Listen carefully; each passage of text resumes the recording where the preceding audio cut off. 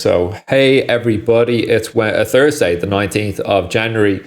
I'm living in the past there. So, on the S&P, well, what we've seen here, first of all, get the VIX out of the way, and then we'll get the daily bars out here.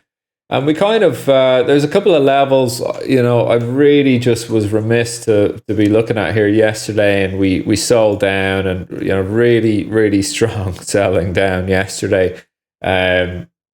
Stopping at this line in the sand 34 or 39.45s.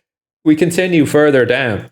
Now, as I was looking at this pattern earlier on, I was thinking about, this lovely action okay, for me, right, we came in upside moving down and then we go sideways. Now, my theory was we were actually going to exit this area to the downside.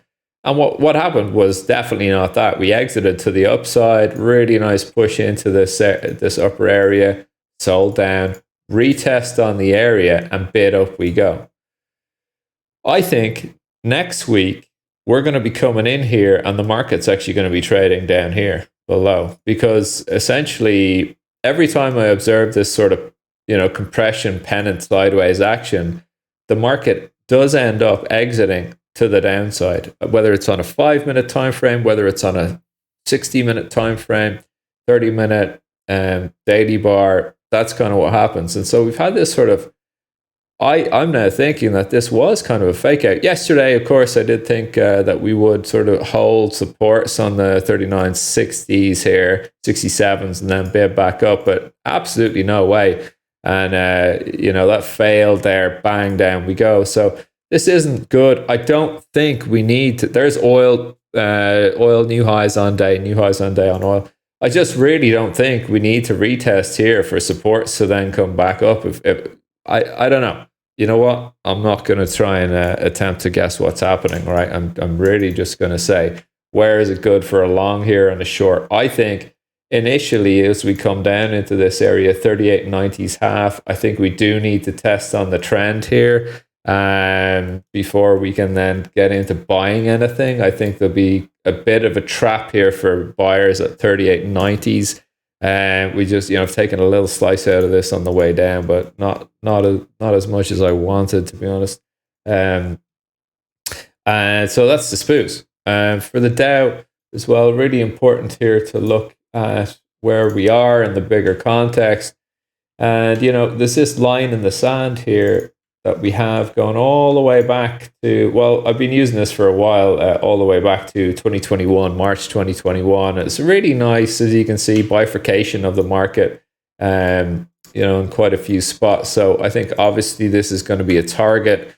Whether that holds the market the way it has done before, if you see once we kind of bounced here from being the other side of the downtrend, okay, do that, right? Once we got out, pull back into this area here, looking for longs, and then we bid up. Look at all the excess on the lows. Pretty much every day here, excess on the lows, excess on the lows. All right, look at that. So, if we do print down into here, I'm not going to be that bearish should we come down here. I'm actually going to be looking for a little bit of long action in and around here. Should it look good? But everything is really skewed to the downside. The level I've got is 14.826 M P val to trade 14. Or sorry, what am I? I'm looking at the wrong chart there. Let me get up my personal Dow chart. Actually, yeah, we could go pretty. This could get pretty wild. MP val, something I'm looking at, 33.007s. But I don't know if that's even going to do it, to be honest. So really, I'm just going to say very neutral today. I don't want to get super busy. This is one of the days where I actually want to sit here on my hands and do nothing until something crazy great looking steps out in front of me on the charts. And if it doesn't, I'm going to forcibly sit here and do nothing, and I'm going to watch this market. If it wants to move 1,000 Dow points to the downside or the upside, I'm gonna sit and watch that and wait. It can get wild out here.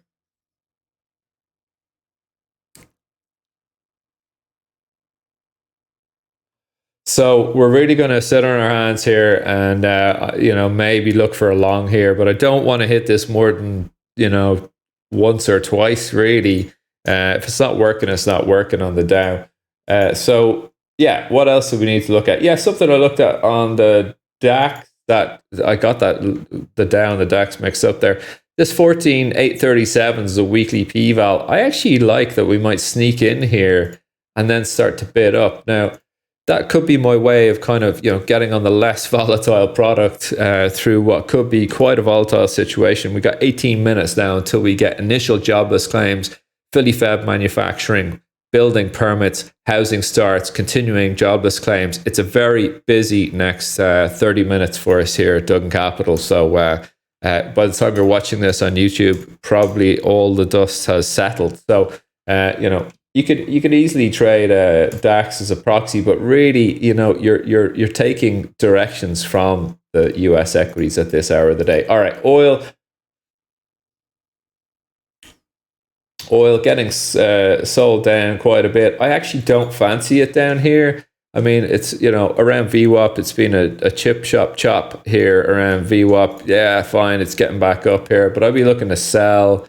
Actually, I'd be looking to probably sell. Well, actually, I don't know. I'd be interested to see what happens at 81.57s. I don't think I'd be a seller, should be pushed there. I think it'll just reverse down to P-val 80.50s and then keep going up. Really big reversal yesterday of being up about $1 yesterday, and then complete reversal down of $3 reversal down yesterday. So, but we did get phenomenal longs here yesterday. Long 81.57s area, lovely push there of $1 up on the market. So really well done to all the guys who jumped on that trade. All right, so that's it for oil. Let's see. I don't care about Bitcoin. Bunds getting sold down big time this morning. Of course, the ECB, Christine Lagarde was talking on a WEF, World Economic Forum panel earlier on, and she started off, first thing she said, by the way, we are not looking to change our rate trajectory path at all. So bang, off the table comes the chance of a 25 basis point hike. I think then Schnabel or somebody else backed her up by saying we are definitely looking at 50 for the next. ECB's not. The ECB planning to hike by 50 basis point multiple times. All right, so reiterating what she'd said back in December. And of course, we then have to unwind because, of course, a lot of this bid really back here from, I think it was Tuesday, was that the ECB were going to be actually potentially doing a 25 basis point rate hike, and up we go. So now we're just unwinding that. And actually, there is chatter here that there's a rising view for, I think, 75 basis point hike. Many members expressed preference raising the benchmark ECB interest rates by 70 basis point hikes. So, yeah, really, that's leading to a little bit of an unwind here. I wouldn't be surprised if we trade back to 137.68. I did short this off of VWAP. Bada bing boom, down onto P-val there. Lovely little trade this morning for me. So another reason why I don't want to run out of the gates shooting everything and anything here today. All right, that's it really. Keep an eye out for the euro and the dollar. I think it is literally actual trading poison at the moment. Unless you're long the P-val, I'd say hold that for at least the spot 780s and maybe higher, given that we're kind of unwinding this easing of rate hike situation from the ECB. Okay, that's it from me for another pre-US session. Good luck over the breaking data now in 13 minutes, and I'll talk to you later. Cheers.